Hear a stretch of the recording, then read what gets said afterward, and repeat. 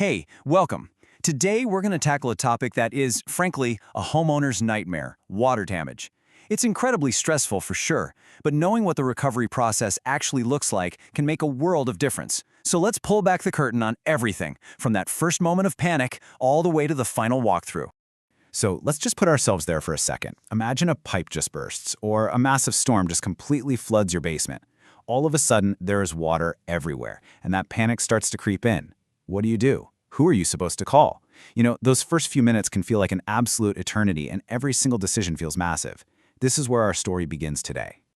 Okay, here's our game plan. First, we're going to look at the initial crisis. Then, we'll dive into the environmental factors that can make things worse. After that, we'll walk through the three-step response that the pros use, get into the science behind it all, and finally, map out what that road to recovery really looks like. All right, first up, the crisis itself. Seeing standing water in your home is obviously alarming. But the real long-term enemy, that's the threat you can't even see. You see, water is just relentless. It doesn't just sit there in a puddle. It actively climbs up the inside of your walls. That's a process called wicking. It sneaks under the baseboards, it soaks into the subfloor. This hidden moisture is what restoration teams are really after, because that's where the mold, the rot, and all the serious structural problems come from.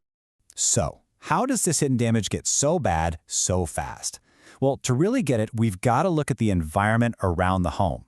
We're going to use a case study from a really high-risk area, but these same factors can help you understand your own risk no matter where you happen to live. Let's take a place like Kent, Washington. It's in a river valley, so it naturally has a high water table. That means groundwater is always pretty close to the surface, pushing against foundations. On top of that, it's got clay soil, which literally swells up when it's wet and shrinks when it's dry, which can create cracks. Then you add over 38 inches of rain every year and really high humidity, and you basically got the perfect recipe for water getting inside. And all those factors lead to some very predictable problems. That high water table, it leads to basement flooding. The shifting clay soil, you get foundation cracks. All that heavy rain overwhelms the drainage systems. And that constant humidity, well, that creates the perfect breeding ground for mold, which can seriously start growing in as little as 24 to 48 hours. So, how do you fight back against a perfect storm like that? Well, the pros don't just run in with a bunch of mops. They have a methodical, scientific process that's specifically designed to turn all of that chaos back into order. The entire professional response really boils down to three main steps. First is extraction. You got to get all that standing water out. Second is drying. You have to dry out everything that got wet, both what you can see and what you can't. And third is restoration, rebuilding anything that was damaged. That exact sequence makes sure nothing gets missed.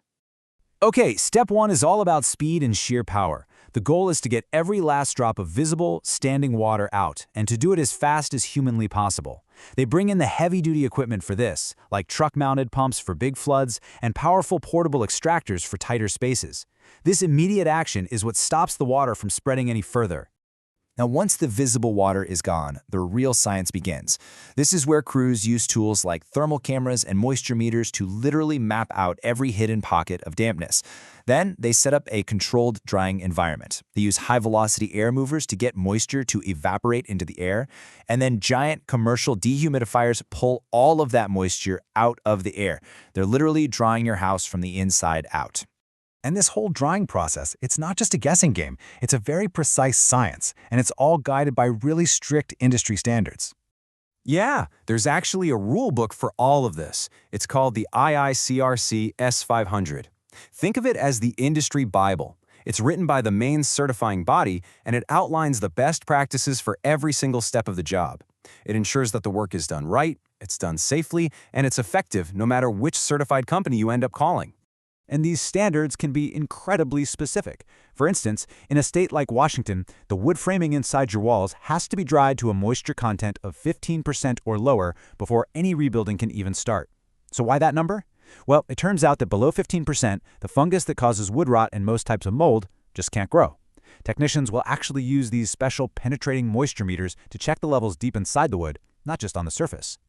Right, and it's also crucial to know that not all water is the same. The IICRC breaks it down into three categories. Category 1 is clean water. like from a broken water supply line. Category 2 is gray water, which might come from a dishwasher and has some contaminants.